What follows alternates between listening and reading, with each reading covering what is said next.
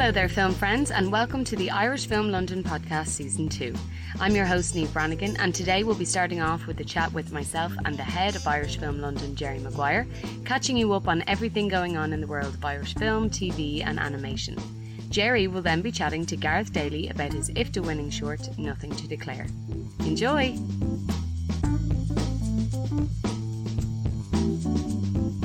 Hello there, Gerry. How are you this week? Hi, Niamh. Yeah, good. Good, thank you. Good. Have you recovered from the St. Patrick's Day Festival? No. It was loads and loads of fun. It was really great, but it was a bit of an endurance test. Mainly because all our events took place around the Mayor of London stuff, which was the week before St. Patrick's Day. You know, like it landed on a Thursday this week, and all the big events in London took place the weekend before. Right. So we had all of those, which for us was Friday, Saturday, Sunday, Monday, Tuesday. And then St. Patrick's Day itself on Thursday, and some stuff that was on the weekend after as well. So it was a bit of an endurance test. It's nearly bigger than our November festival. In a sense, yeah, more drawn out, yeah. But there was a few celebs down at the stall, wasn't there? There was, yeah. We met on Taoiseach, Michael Martin, yeah. Got his photo taken. Got his photo taken with we were mucking about last time we were chatting, saying that there'd be a couple of patrons down there. So what we did was we got some life-size cardboard cutouts of Saoirse Ronan and Colin Farrell and brought them down and made a little selfie stand, and it was very popular. What can I say? I love it. So are Saoirse and Colin just hanging out in your living room now? I actually don't know where those cutouts have gone now. I must. They're in the house somewhere. The Taoiseach took them. Yeah, he took them away to New York with him. Yeah. Oh, that's good. And all the screenings and Q&As and everything, they went off without a hitch. They were brilliant. Yeah, it was all good. Wow. Very good audience, and it was brilliant to be on Trafalgar Square. Both me and Madeline were there doing that Trafalgar Square event for the first time. And it was everyone's first time back. So do you remember, in 2020, St. Patrick's Festival in London was one of the first big things to get shut down? Yeah, I remember doing Irish Film from Home that year, yeah. Right, so it was one of the first big events to come back this year, and it was great. I heard there was 50,000 people took part in the parade and the Trafalgar Square events and stuff like that all together, so it was great. And it wasn't a washout. It was lovely weather, which is always a plus. There was a shower of rain as we started the parade, of course. But of course. Yeah, it was grand. So what's kind of coming up next now for IFL? We have submissions for our festival. We do, yes. So right now, Irish Film from Home is accepting submissions on Film Freeway, and they will be open for a while yet. So if you want your film to be made available to global audiences via a dedicated VOD platform, you can go to filmfreeway.com/Irish Film from Home. It's very affordable. We are looking for submissions of all kinds from all sorts of filmmakers, all sorts of films, and that's open for a while. From April 1st, we open the submission process for Irish Film Festival London. So that's the big showcase event in November. Obviously, we accept submissions for that really early, from April through to sometime in August, I believe. It pays to get your submissions in early, in the sense that there's an early bird rate. So from the 1st of April through to sometime in May, and I should probably know what that date is off the top of my head, but I don't. But yeah, get your films in early, filmmakers. So that one's filmfreeway.com/Irish Film Festival London. If you're a filmmaker and you use Film Freeway, and most filmmakers do, you can go on there, you can hit the like button, or you can put it on your watch list. Let yourself know in advance and get your submissions to us. We really want to see them. Absolutely. And Irish Film from Home, it's such a gorgeous platform, you know what I mean? It's just every now and then you get a new fresh bunch of films for people to catch up with, and I think especially because sometimes not everyone can get to film festivals or get to them online, and then they're just gone. I always think short films feel like they just kind of vanish sometimes, so it's always really nice to kind of either bring them back to life or bring them back for people to see that didn't get a chance to. And what else is happening with IFL? We've got a new course, which is really exciting.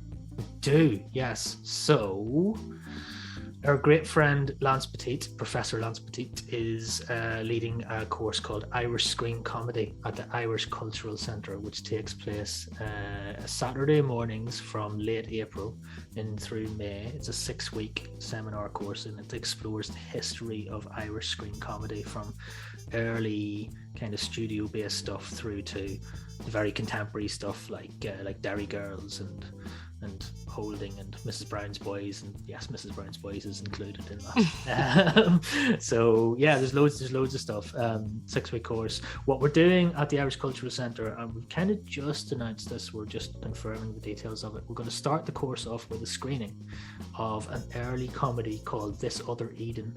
So that's going to take place at the Irish Cultural Centre on Tuesday the 19th of April, and I'm going to double check that date before I confirm it when we're editing this later on, but Tuesday 19th of April, and the course starts the following Saturday. So yeah, it should be good. It should be good crack.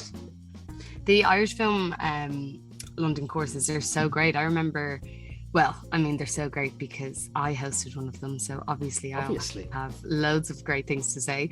I did a course with, I can't remember how many weeks it was now, I think it might have been 6, and it was with the dance fitness company that I run, and we did all tunes to Irish or like songs that have been in films, which was a lot of fun. And then I also remember friends of mine doing the Irish short story, filming the Irish short story course as well, and they loved it. So if you're interested, definitely have a look. So just to say as well, Lance that led the film in the Irish short story, he's the same leader, same course leader as is doing this one. So if you went to one, consider coming to the other one.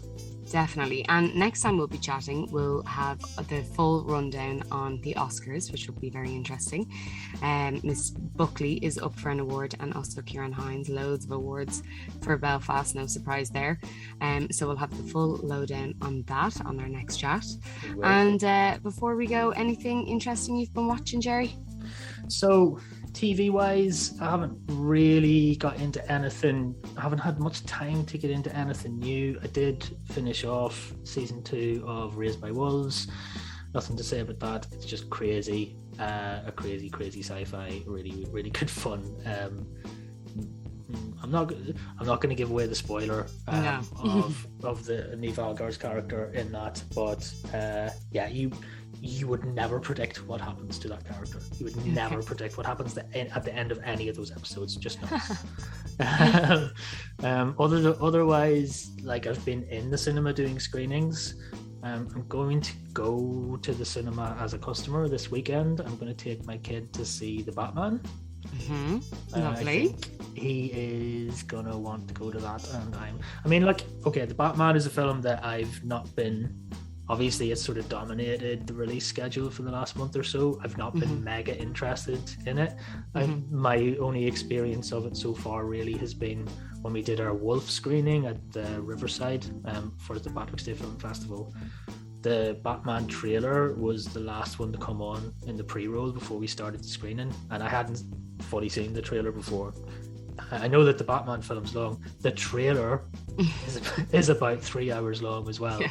It just was never ending. Long. Yeah, it is long, but I have to say it's also very Irish actor heavy, which is like Colin Farrell plays the Penguin in it, and he is, 1, unrecognizable with the prosthetics, is amazing, and 2, I just think he's fantastic. He's such a great character actor. And we also have Barry Keoghan in there. He's kind of a little surprise. It becomes very clear who he is or who he's going to be by the end of the film. It's like that. It's a good popcorn film. It is long, so you have your excuse to turn off your phone and just switch off and enjoy it. But I hope you enjoyed it. I'm looking forward to hearing what you think. Well, I'm going to admit, I actually, because because I've been focused on not the Batman, I actually had no idea that either Colin Farrell or Barry Keoghan was in it. So that's really cool. Because I was gonna sit here and ask you, who's who in it, other than Arpats, who is I think the focus has been on Arpats and the Catwoman character and the relationship between them and so on. Yeah, no, it's a good lineup. It is a really strong cast, I have to say. I'm looking forward to hearing what you think about it. I'm currently doing the Peaky Blinders new season also at the moment. And Cillian Murphy he's brilliant. I mean, it does get, I don't know if it's a little bit samey, but I'm still going to watch it every week. It's the final season, isn't it? Yeah. So very interested to see how it ends. Don't want it to end. Well, thanks for chatting with me, Gerry. So I'm going to hand the listeners over to you this time for a change with yourself and Garret Daly. Yes, so I caught up with Garret Daly this week, director of the IFTA winning short film Nothing to Declare, which is, if you don't already know, I think I would call it an endearing story of two young men, a 10-year-old and a 13-year-old from Dublin, who went on an adventure basically and made their way to England. They blagged their way on the ferry and then made their way to London, and then somehow or another managed to get there on a plane to New York and ended up in New York. It's such an unbelievable story, but it's a great film, and it's told by these two fellas. They're now in their 40s and they're just recounting this thing that happened to them in the 80s. And it's a true story. It's a completely true story. It's a my documentary. God. Yeah. That is wild. It's just nuts. And it's won an IFTA, and rightly so. It's a great film, and it's going to be a lot of fun. So stay tuned for my conversation with Garret, and let's see how that goes. Lovely. Looking forward to hearing it. Thanks for giving me the week off. Thanks, Gerry. I'll chat to you soon. Grand. Thanks, Niamh. Bye.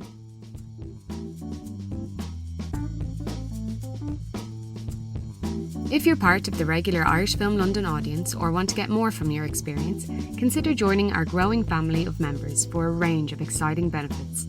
Irish Film London is a non-for-profit organisation. Our mission is to promote the best new Irish film to audiences all over the UK, and with the help of this podcast, the world. If you become a festival friend or a festival champion, you get perks like discounted tickets for films and events, free access to Irish Film from Home films, and invites to networking events, and so much more. So check it out now.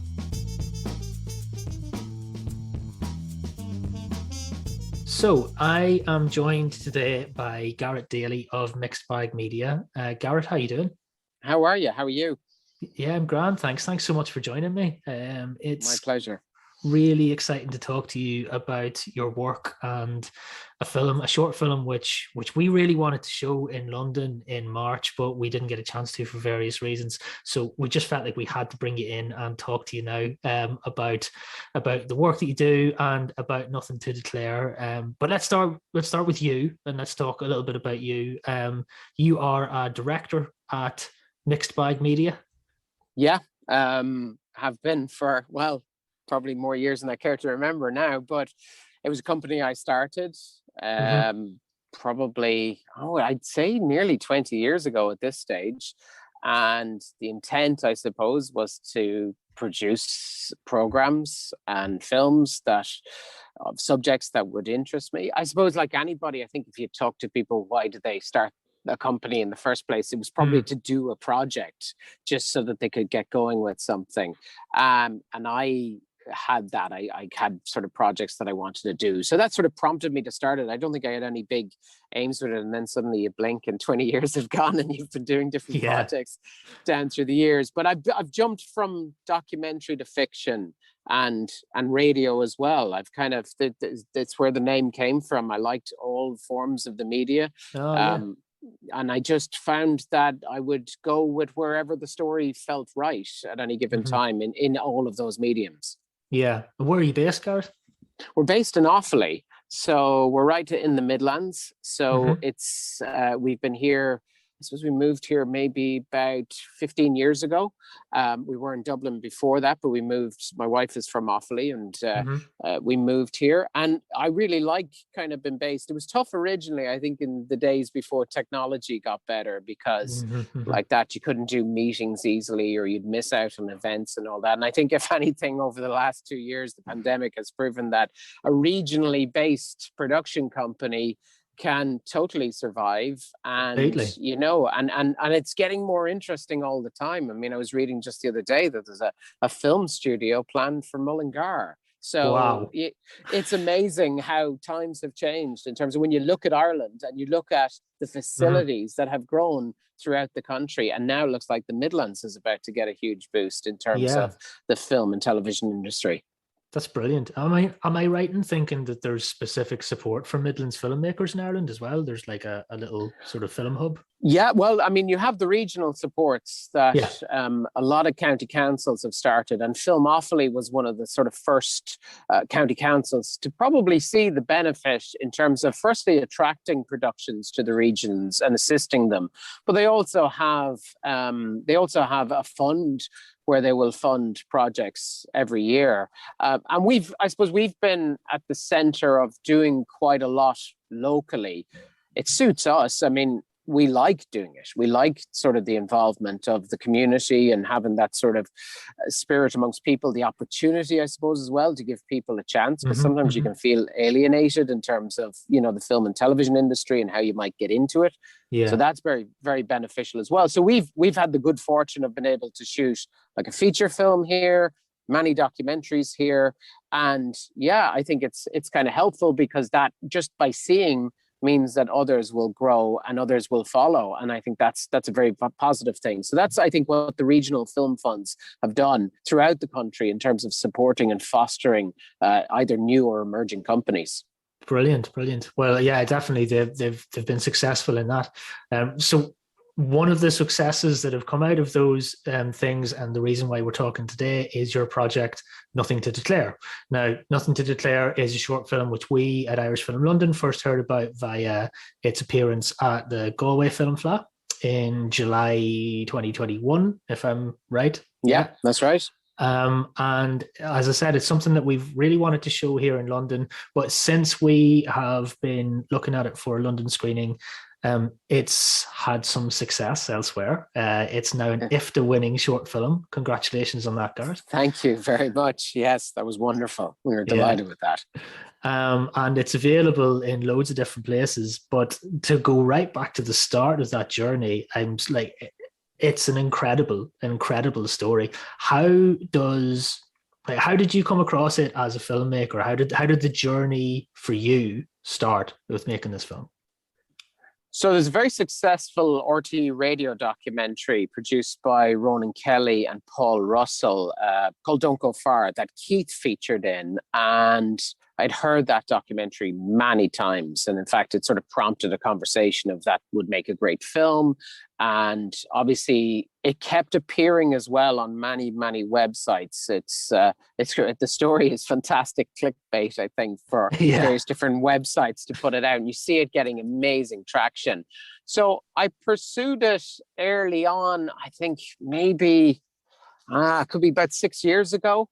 Where I would have approached the two men, firstly to locate them and then to get them together. And I sort of spoke to them initially about the prospect of making a feature film, and talked to them very carefully about that and would they be interested. And they had been approached on many occasions, and I don't think things worked out for them.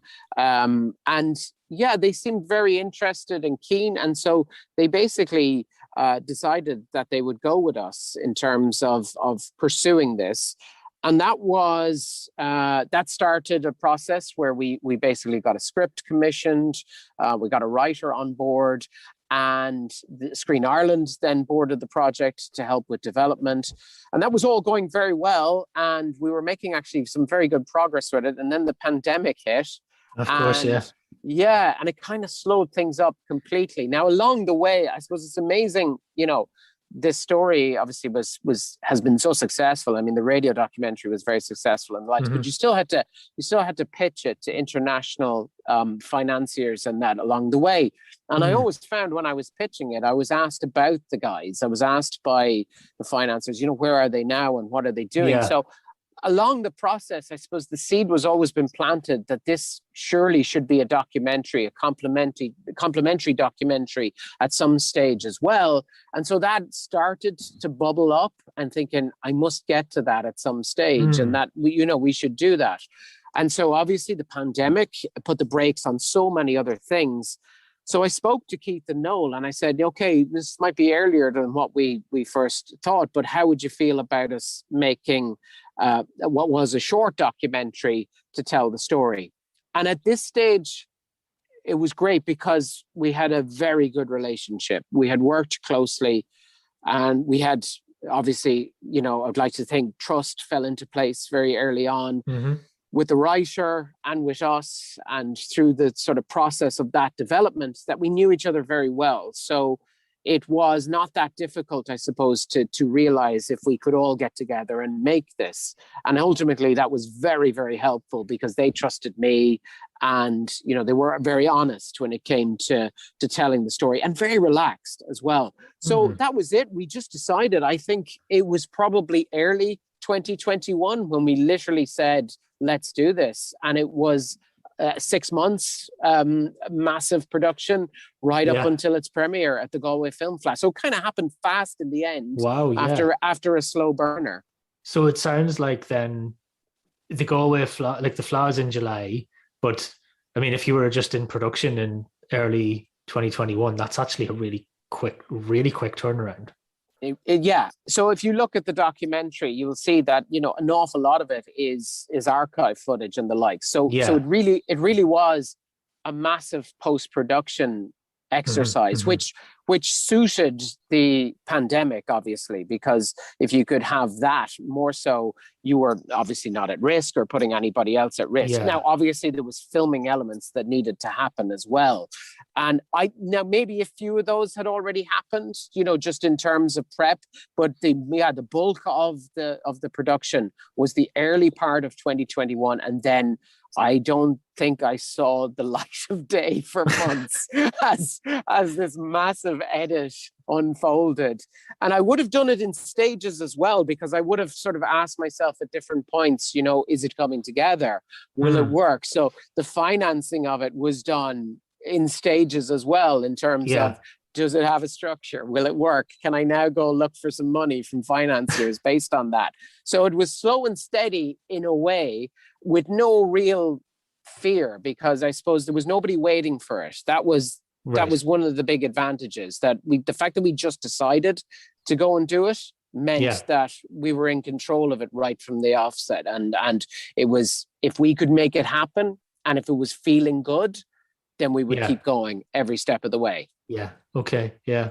It's such an interesting process. I mean, like, to hear you talk about creating a documentary, even a short documentary like that, and working with a writer and story structure and all these kind of things, like these are terms that we more associate with fiction, rather than documentary production. But of course, if you want to tell a creative documentary in a compelling way, these are things that we have to consider as well. But you're somebody who's worked across both fiction and documentary. So I wanted to ask you how, which elements of fiction filmmaking you borrow, in a sense, to make your documentary. I'm trying to not ask you like how much you fictionalize your documentaries or anything like that, but there's definitely there's crossover there, isn't there, in terms of the tools you use? I was always kind of confused, I think, when I used to hear people talking about writing documentary, and and you'd see the writers of particularly big authored American documentaries, and I always wondered what that meant. And I think I kind of slowly began to realize that it was a lot about structure and how the story could be told. So I decided to try and place that across it. What I was dealing with was the difficulty with what I was dealing with was it was a very linear story. So you could break that up, you could find different ways to tell it, But I found that if I could structure it in a way that certainly lent into pace and always designed to keep the audience engaged, but also create elements within it that were very relaxed and that were very natural. I wanted to see beyond, like, there was a structure on paper, granted, because I knew the story so well. I knew it backwards, having worked with them, having developed a screenplay. I mean, I could tell you every element about it. So I not much to discover, I suppose, through the interviews. Yes. But what I wanted to discover, and the reason I put the structure in place, was if I could put them into a comfortable situation and have them interact with each other, that the audience would get a sense of who they were and who they are and how they would have done this. And that was the sort of moment that happens in documentary filmmaking that you can't write, and how they were going to interact with each other. So I suppose that's how the two of those worlds collided. And, you know, you come away from a recording session like that, seeing how your two interviewees have interacted with each other, and you think that was amazing, and they were so natural and they were so brilliant. And you just have to kind of, almost like you would with an actor, take your hat off to that, because you can't plan for that. And it's wonderful when it happens. You got to bring it then to the edit suite, obviously, and see if you can continue that structure forward, and see, particularly in a really, really tight time frame of 30 minutes, how you can tell it. And that was a real challenge. But I think having a plan in place had me keep to it throughout and stay with it for you know, not deviating from it was a really important component for me. Yeah. So it sounds like when you say that, when you talk about that 30 minutes timing, was it always planned? Did you plan it to be a half hour thing? I think I planned it to be less. If I took out the paper edit before I shot anything, I think it was shorter. I think it was probably I was hoping for it to be somewhere around 20 to 25 minutes, because I realized the longer you go, the worse you're going to be for programmers, and it's really hard to get into slots. You know, it's like trying to find a slot at Heathrow with your film. And I had a film a couple of years ago, a fiction film called The Secret Market that Victoria Smurfett starred in, and it was a really nice film, but it was 20 odd minutes long, and it was hard for programmers to find places with it, because you're giving up 2 slots of other films. So I knew in the back of my mind, you know, and I lecture students on a film program as well, and I'm the first person to say your film should be 10 minutes, film should be 12 minutes. So here I am watching the time just creeping forward, thinking, oh man, I'm not even listening to myself. Yeah. Well, you know, but the thing is, there's exceptions to that rule. I mean, that is good advice, and it's advice that we at Irish Film London, when people ask us about, like, how do we get our films into your festival and so on, we do say, like, that is a pretty good rule to go on. In most cases, 10 to 15 minutes is the maximum, because it's like you say, we have a 90-minute program that we want to fill with as many films and as many things, as many experiences as we can. And if your 20-minute film isn't very, if it could have been a 10-minute film, then it's taken up the spot of 2 films.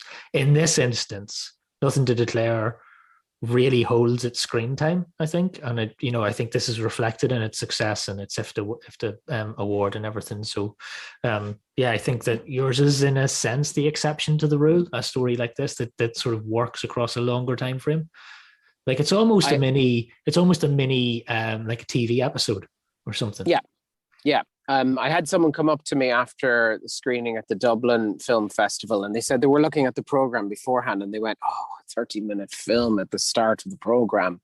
Oh, why?" And then they said that it just went by in the blink of an eye, that they didn't notice the time, which was a wonderful compliment. But I suppose that was what I was aiming for with the structure, that once it got going, it never stopped, and it just left you kind of engaged, and you don't try, like, for something that is actually quite simple in terms of how it's shot and how it is done, it's incredibly engaging, I suppose, because of how they tell the story and the pace of the edit. And I suppose that was my attempt to keep it as a sort of fast moving crowd pleaser that people would just be thoroughly engaged in. Yeah. So can you tell me the story of what's happened to it since Galway? Because since, you know, because it's been The film has made its own journey to New York in the meantime and so on, hasn't it? It was amazing. Yeah. So Galway was terrific. It was a virtual festival, Galway, that year. They had only a couple of things in person. Mm-hmm. So it was quite strange. I knew that sort of going into the festival circuit, that I suppose we didn't know would we be in person and stuff, but we've made peace with that early on. So it felt a little bit strange because we didn't have that experience of, going to the town hall and all of that. But getting the win in Galway was amazing. I mean, it was just, we were so chuffed with that. And it just, felt like it gave the film this slingshot out into the world. Yes. And so the next thing, I suppose, was where we would do and that was an Oscar qualifying award as well. So that was interesting because I've never sort of been down that route before. So that was there to sort of explore in whatever field that was going to be. Yeah. So the next thing was obviously to look for a new US premiere. And we always thought if we could go to somewhere in New York, wouldn't that be just terrific? And we were so lucky to get Doc NYC, which is America's largest documentary festival. Yeah. Took place in New York in November. And we got selected. We didn't think we could go because there was still no travel to the US at that stage. You couldn't fly into the US. And then the week that it was screening, it had been announced that travel opened up. So out of the blue, it looked like we could go. So we were so lucky. We managed to get to New York for that. And just ahead of it, the head of the festival, they called us and said that we were being put on what's called their shortlist. We didn't know what it was at the time. And their shortlist was the 15 films that they were picking that they thought were going to be longlisted for the Oscars. Wow. The 15 short documentaries. So this came out of the blue for us. We were really surprised. And not kind of even contemplating or thinking about it, suddenly then, you let your imagination go wild and go, what? We're on this short list? So that was amazing because it gave profile to the film instantly. The festival was great. It was in person. It was also online as well across the US. And from that festival, we were approached by the New Yorker magazine who wanted to acquire the film for distribution in the US. Wow. And that was, talk about sort of brand partnership. One of the things I realized going to the festival in New York, and I think this is important for filmmakers, particularly of documentaries, short documentaries, to realize, when I looked around at all the other films that were in that festival and the ones that were on the short list, I say with us, the ones that were on it, that we were lucky enough to get on, they were all documentaries from big players. They were all New York Times, Netflix, Amazon, Paramount Plus, MTV Films, PBS, the New Yorker had some films themselves.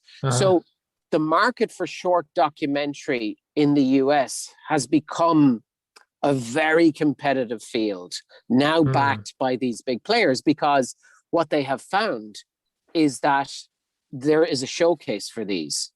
The newspapers that have their own documentary channels now, like the New Yorker and the New York Times, are carrying huge audiences, and they've now become the big players in the sort of Oscar races, but also in the acquiring of these films. Right. And that was a surprise to me because I didn't, I think live action short at the moment is probably still a field where new emerging filmmakers come through. But in this field, it's now quite dominated by big financiers. So we realized very quickly this Oscar race that we were supposedly in was a very expensive race to be in because they were all doing massive advertising campaigns. They all had agents and they all had PR representatives. And so I quickly realized that, this is a big playing field. But nevertheless, we ended up on the New Yorker in January after the acquisition. And that was just brilliant from a festival to show that there was actual, buyers as such that were keeping an eye on the program. And that suddenly took care of sort of US distribution in one move and in one festival. And you asked about the film. It went on to many other festivals in Ireland. Brilliant screenings. Some then happened in person. We've been fortunate enough to pick up a few awards along the way and other festivals as well. And it's been really wonderful because the film has played so well to people in screenings. The reception's been really warm, and I've thoroughly enjoyed it as an experience because I get to sit back and watch people just revel in this wonderful story that these two guys tell. Yeah. And it's the most enjoyable experience. Oh, well, good. I mean, it's well deserved, Garret. So it's really good to hear it. We've mentioned as to how it's not screened in the UK yet. We'll see what we can do about that. Yes, exactly. London.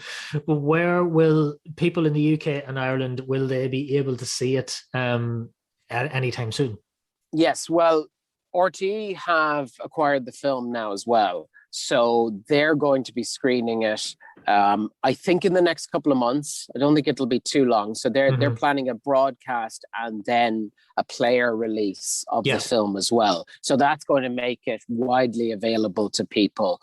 And then there are other broadcasters that we're in conversation with for the film as well. And then other festivals. It hasn't finished its festival run because there's other territories and other places that it's going to screen in. There's something about the story that I think crosses over and people get anyway. So different territories that we mightn't have thought might be interested in it are interested in it. Yeah. Airlines as well. It's going to be screening on various different airlines. I was going to ask you about that because isn't that so ironic? I would love to be sitting on a plane and to see somebody watching that film and thinking about these two boys in 1985 going all the way to New York. It would be wonderful. I'd just be looking around me looking for the kids that are without parents at the back of the plane. I can't wait for that day to have it on an airline so people get to watch it in that and experience it. It'd be brilliant. Excellent stuff. Excellent. Cool. And Garret, what's coming up next for you and Mixed Bag Media? So we are still working on the feature film of the fictionalized version of the film, and that's still moving forward, actually. And the documentary is helping in terms of it being a complementary piece to it. And actually getting people's attention. So that's kind of shaping itself for development. So that's happening.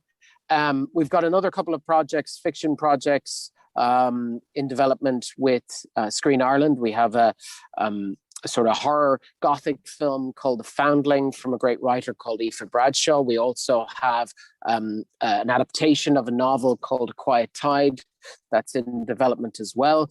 And we've got a couple of documentaries as well that we're doing. So plenty of projects to keep us going. I think you realize you don't know which one is going to go first at any given time. So you're trying to spin a couple of plates to see. I have liked the experience of the documentary, I must say, because obviously I've done documentary over the years, but similar to radio, you kind of get to production quicker, which in fiction, anybody that is, working on the producing side or trying to develop, just because of the scales of finances involved, it takes years. And if you're creative, sometimes it can be very frustrating because you feel like you're nowhere near filmmaking at times and you're having endless meetings. So for me personally, I have to say that going so fast with the recent production and then having the joyous experience of it hitting the world has been incredibly fulfilling. And it has made me think about doing sort of more documentary, because of that efficiency of speed that it can happen and the lack of need to raise masses and masses of finances. And I think I'm lucky in the sense that I can jump between the two mediums. But certainly, personally, I think it's something I'm going to explore more and now want to. It's sort of reignited a passion in me to tell more stories with people. So hopefully more of that. Brilliant stuff. Brilliant. Well, look, Garret, thank you so much for joining me and talking to me about Nothing to Declare and the rest of your work today.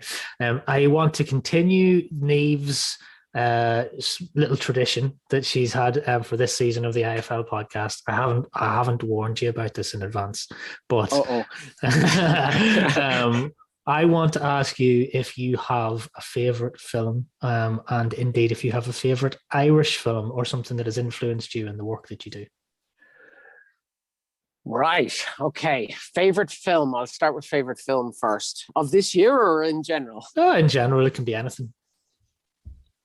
I sometimes say Casablanca, which is like a very old film, but I just can't find a fault in it really in terms of the filmmaking. Well, I know the one that I return to a lot, and I mean it's highly commercial, but there's just so much about it and the filmmaker, and it's the age that I am as well. I've returned to Raiders of the Lost Ark an awful lot. Oh wow! An awful lot. I mean, I grew up watching it on TV, but obviously the older I got and the more I got into film, the more I appreciated it. But just as a sort of film, as to, I suppose, why I got interested in filmmaking initially, the escapism of it, the experience of it, the adventure of it, I loved it so much. And obviously I've introduced it to my kids and have watched it with them. And out of that grew a huge passion for Spielberg and the types of movies that he did. So much so that I even loved West Side Story, and I'm not a big musical fan at all. You'd find it hard to get me to watch musicals, but I absolutely adored what he did with it. So yeah, I would say Raiders of the Lost Ark as a film that I returned to. No surprise then that I was attracted to an 80s story, right? Yeah. As for Irish, okay, let me think. Irish. I will go with a recent one, Iraq. I loved that. I thought it was a terrific film. I just love the bravery of it. I love actually how, these Irish language films are just, dominating. We've seen it with Colin Kuhn and how well they're doing. And just something about that film, I just loved the tone of it. I thought it was beautifully made and it drew me in completely. And I would say that was, and I didn't see it on the big screen. I saw it at home in one of the festivals. I lamented not seeing it on a big screen, but it still had a big impact on me. So I would say that's a film that recently I really, really, really liked. I'm nodding vigorously in agreement at that because I loved it as well. Like it was the opening film for our Irish Film Festival London last year, and I did get a chance to see it on the big screen with people as well, which was brilliant. But good choices, Garret. Good choices. Oh, thank you. I'd love to see people engaging with those types of stories more. Because every filmmaker wants a cinema release, and it would just be lovely. I mean, that film deserved a huge audience. I know it has done well, and I know it did well at the festivals, and it got its cinema release. But that I would have loved that to have just been a huge box office hit. It deserves to be in Ireland, and it's an important story, and it was told brilliantly. And if we could just get people to engage with those types of stories more, I think that would be fantastic because they're deserving of it. And then that would slingshot them out of this country into others. And if as a nation to appreciate our stories on screen, that's the type of film that's deserving of it. So it certainly had a major impact on me. Brilliant. Yeah, well, I couldn't agree with you more. But that's excellent. And I think with that call to action, we'll wrap up our chat for today. But Garret, thank you so much for joining us and for talking to us about the film and sharing your views. Delighted to, and let's make that screening happen. And we'll do it in London, hopefully soon enough. Hopefully sooner rather than later, indeed. Cheers. Thanks very much, Garret. Lovely to talk to you. Thanks.